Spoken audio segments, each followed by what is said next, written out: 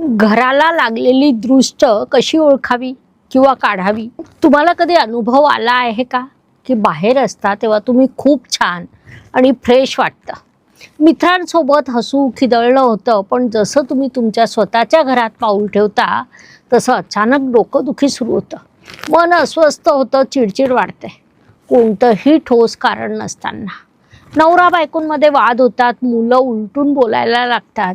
जर तुमच्याही घरात असं घडत असेल तर आजचा हा व्हिडिओ तुमच्यासाठी अत्यंत महत्त्वाचा आहे, कारण जशी माणसाला नजर लागते तशीच तुमच्या हसत्या खेळत्या घरालाही कोणाची तरी वाईट नजर किंवा दृष्ट लागलेली असू शकते. होय, माणसासारखंच वास्तूचं देखील एक स्वतंत्र अस्तित्व असतं.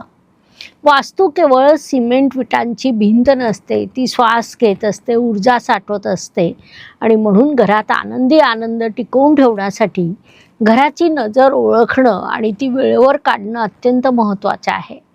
आज आपण या व्हिडिओमध्ये वास्तुशास्त्राच्या नजरेतून पाहणार आहोत की घराला लागलेली दृष्ट कशी ओळखावी, त्यावर कोणते खात्रीशीर उपाय करावे.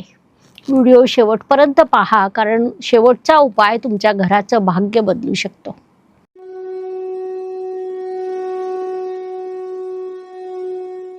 ज्योतिषप्रेमींनो, आपल्या शास्त्रात म्हटलं आहे, गृहस्थस्य गृह भार्या गृहम सुखमय भवेत, म्हणजेच घर हे सुखाचं केंद्र असलं पाहिजे. वास्तुशास्त्र म्हणजे केवळ तोडफोड किंवा दिशाचं ज्ञान नाही, तर ती ऊर्जेची विज्ञानावर आधारित संकल्पना आहे. जसं माणसाचं शरीर पंचतत्वांनी अर्थात पृथ्वी, आप, तेज, वायू आणि आकाश बनलं आहे, तसंच आपलं घरही याच पंचतत्वांनी बनलं असतं. आपण जेव्हा म्हणतो की वास्तू तथास्तू म्हणते, याचा अर्थ असा की घरात निर्माण होणाऱ्या लहरींना वास्तू प्रतिसाद देत असते.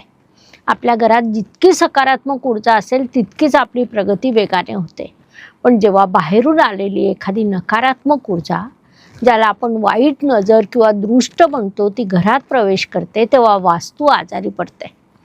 वास्तू आजारी पडली की त्यात राहणारी माणसं कधीच सुखी राहू शकत नाही. या गोष्टीवर अधिक विश्वास बसण्यासाठी मी तुम्हाला माझ्याकडे आलेल्या एका जातकाचा म्हणजेच रमेशजींचा एक प्रत्यक्ष अनुभव सांगते. रमेशजींनी पुण्यामध्ये अत्यंत मेहनतीने स्वतःच्या हक्काचं एक सुंदर घर विकत घेतलं. गृहप्रवेशाला त्यांनी खूप नातेवाईक आणि मित्रांना बोलवलं. घर इतकं सुंदर होतं की येणारा जाणारा प्रत्येक जण घराचं कौतुक करत होता. पण ज्योतिषप्रेमींनो, काही लोकांची नजर ही केवळ कौतुक नसते, त्यात एक प्रकारचा हेवा किंवा मत्सर असतो. गृहप्रवेशानंतर अवघ्या 2 महिन्यात रमेशजींच्या सुखी संसाराला कुणाची तरी दृष्ट लागली. त्यांच्या पत्नी, ज्या नेहमी हसतमुख असायच्या, त्या सतत आजारी पडू लागल्या. अनेक डॉक्टरांना दाखवलं, टेस्ट केल्या, पण रिपोर्ट सगळे नॉर्मल येत होते. रमेशजींच्या मुलांचं अभ्यासावरून लक्ष उडालं. सगळ्यात धक्कादायक म्हणजे रमेशजींच्या व्यवसायात अचानक कोट्यावधी रुपयांची डील कॅन्सल झाली. ते कर्जात बुडाले. घरात पाऊल ठेवताच घरातल्या प्रत्येकाला दडपण आल्यासारखं वाटायचं. जेव्हा त्यांनी माझ्याशी संपर्क साधला आणि आम्ही त्यांच्या घराच्या ऊर्जेचं परीक्षण केलं, तेव्हा लक्षात आलं की घराच्या मुख्य प्रवेशद्वारातून प्रचंड नकारात्मक ऊर्जा आत आली होती. घराची सुखशांती ब्लॉक झाली होती. आम्ही त्यांना वास्तूची नजर काढण्याचे आणि ऊर्जा संतुलित करण्याचे काही सोपे उपाय सांगितले. विश्वास ठेवा ज्योतिषप्रेमींनो, अवघ्या 21 ते 40 दिवसात त्यांच्या पत्नीची तब्येत सुधारली, व्यवसायातील अडथळे कमी झाले आणि आज रमेशजींचं कुटुंब पुन्हा एकदा आनंदाने जगत आहे. ही ताकद आहे वास्तूचा उपाय करण्याची. आता तुम्हाला कसं कळणार की तुमच्या घराला दृष्ट लागली आहे? तर वास्तुशास्त्रानुसार 5 लक्षणं नक्की तपासा. कारण चिडचिड, नैराश्य, घरात सर्व काही ठीक असताना अचानक मानसिक दडपण येणं, घरातल्या व्यक्तींचा स्वभाव घराबाहेर खूप चांगला असतो, पण ते घरात येताच एकमेकांवर ओरडू लागतात, पैसा घरात येतो पण कुठे जातो ते कळत नाही, अचानक नळ खराब होणं, पाईपलाईन फुटणं, इलेक्ट्रॉनिक वस्तू सतत बिघडणं किंवा अचानक मोठा वैद्यकीय खर्च निघणं. घरातील वनस्पती किंवा तुळस सुकणं. जर तुम्ही घरातील तुळशीच्या रोपाची खूप काळजी घेत आहात आणि तरीही जर ते वारंवार सुकत असेल तर समजून घ्या की घरात नकारात्मक ऊर्जेचा प्रभाव जास्त आहे. कारण तुळस घरातील नकारात्मकता स्वतःवर झेलते. रात्रीची अस्वस्थता, वाईट स्वप्न, घरात शांत झोप न येणं, रात्री दचकून जागं होणं किंवा घरात कोणीतरी वावरत असल्याचा भास होणं, जेवणाची चव बदलणं किंवा अन्न वाया जाणं, घरात अन्न लवकर खराब होणं किंवा स्वयंपाक चांगला करूनही त्याला चव न येणं, घरातील सदस्यांना जेवणाची इच्छा न होणं. जर तुमच्या घरात ही लक्षणं दिसत असतील तर घाबरून जाण्याची अजिबात गरज नाही. आपल्या शास्त्रात आणि परंपरेत त्यावर अत्यंत सोपे आणि प्रभावी तोडगे दिले आहेत. तुम्ही स्वतः ते करू शकता. उपाय 1. समुद्र मिठाचा चमत्कारिक वापर. दररोज किंवा किमान दर मंगळवारी आणि शनिवारी घरात लादी पुसताना पाण्यात मूठभर खडं मीठ टाका. मीठ हे नकारात्मक ऊर्जा शोषून घेण्याचं सगळ्यात मोठं माध्यम आहे.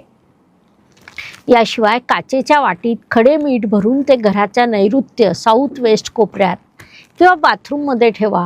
हे मीठ दर आठवड्याला बदलून बेसिनमध्ये वाहून द्या. उपाय 2. भीमसेनी कापूर आणि लवंगाचा धूर. रोज संध्याकाळी देवापाशी दिवा लावल्यानंतर एका मातीच्या पात्रात किंवा धुपाच्या पात्रात 2 ते 3 भीमसेनी कापूर आणि 2 अख्ख्या लवंगा, ज्याला फूल असेल अशा, जाळाव्या.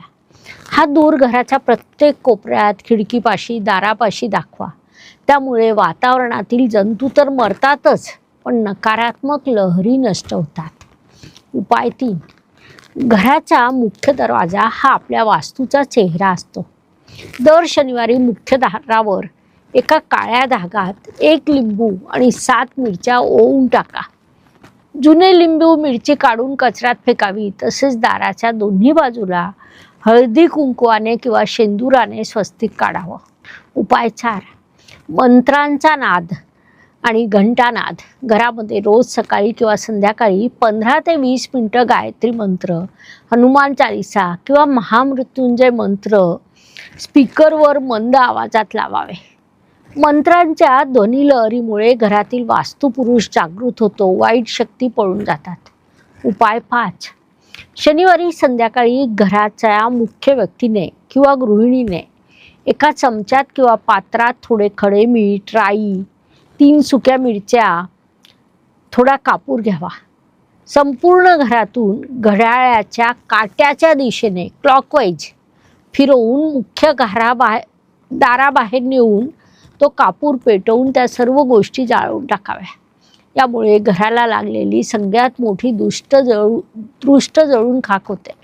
तर ज्योतिषप्रेमींनो, जशी आपण आपल्या शरीराची काळजी घेतो, वेळेवर आंघोळ करतो, आजारी पडलं की औषध घेतो, तसंच आपल्या या प्रिय वास्तूची, आपल्या घराची काळजी घेणं ही आपली जबाबदारी आहे.